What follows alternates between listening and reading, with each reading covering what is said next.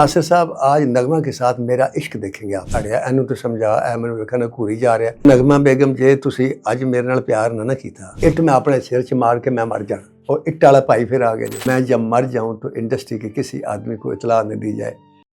अस्सलाम वालेकुम मेरे प्यारे सामीन और मेरे मौजूद नाज़रीन, मैं आपका Nasir Adeeb the legend of Nasir Adeeb show में। प्यारे सामीन, मैंने आपसे कहा था कि मैं आपको नगमा के बारे में बताऊंगा जिससे एक आदमी ने इश्क किया और कैसे किया।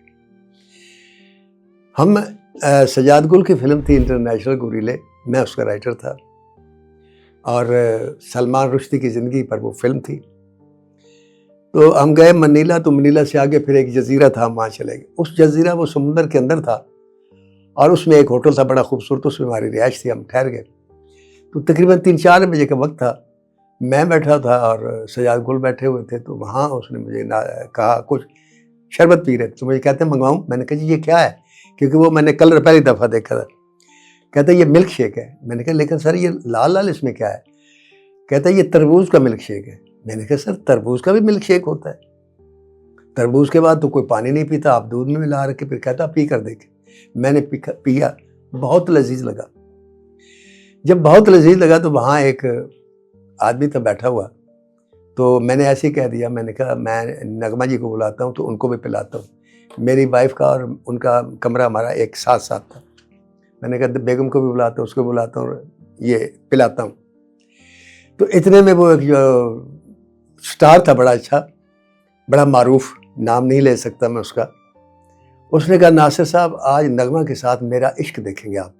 मैंने कहा क्या मतलब? कहता आप पहले उसे अकेली को बुला कर ले और सजाद साहब भी ना हो। मैंने कहा अच्छा। मैंने नगमा जी को बुला लिए, वो आ गई। तो जब आई तो एकदम वो आदमी जो था उसने, वो स्टार जो था उसने से घूरना शुरू किया। तो नगमा मेरे साथ बातें करते हुए एकदम कहती अड़िया एनू तो समझा ए मैनू वेखना घूरी जा रहा तो मेरे को बर्दाश्त नहीं हो रहा।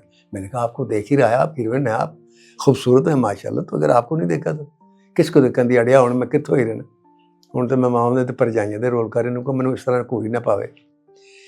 एकदम वो आदमी आया तो उसने देखा, मैंने देखा उसके हाथ में ईंट थी। कहता नगमा बेगम जे तुसी अज मेरे नाल प्यार ना कीता या मेरे नाल प्यार दी हामी ना भरी, ए मैनू अपने प्यो की कसम जी इट मैं अपने सिर च मार के मैं मर जाना। तो कहती हाय मैं मर गई। उन्हें तो टाइम मार के रोना शुरू कर दिता। मैं परेशान हो गया और उस वक्त मैंने देखा वो ईंट पकड़ के इसी तरीके से खड़ा हुआ है। हर वो मैंने रगबा बेगम समझाने की कोशिश किया, वो वहाँ से भागी और चली गई और सीधी जाकर अपने कमरे जाकर फूट फूट कर रोने लगी और दरवाजा अंदर से बंद कर लिया। मैंने उस आदमी से कहा, मैंने कहा यार तुमने ये क्या किया? कहता सर जी माफ़ी चाहता हूँ, मैंने तो मजाक किया था, ऐसे ही मेरा दिल किया था उसको छेड़ने को। कहता कभी ज़िंदगी में हम इसके बड़े फ़ैन थे। मैंने कहा ये तो कोई मजाक की बात नहीं है। मैं जब गया नगमा बेगम के पास, आप यकीन करें वो इस कदर ज़ारों कतार रो रही थी कि मुझे उसको चुप कराना मुश्किल हो गया। वो आदमी भी आ गया तो मैंने कहा देखिए वो कह रहा था मैंने इसके साथ मजाक किया। आप मजाक में और उसमें फ़र्क भी नहीं जानती। आप सोच सकती कि ये आदमी अपने सर में ईंट मार लेगा, इंडस्ट्री की इतना नामवर ये शख्स है तो ये अपने आप को मार लेगा? आप कमाल करती हैं। तो कहती अड़िया मैनू की पता, मैं तो ये गल्लां नहीं आनियां, मैं तो डर गई, मैं कि जिन्हें अपने सिर चिट मार ली तो मेरे उत्ते तो कत्ल पै जाएगा। तो इतनी मासूम और इतनी मतलब भोली हीरोइन मैंने ज़िंदगी में पहली बार देखी।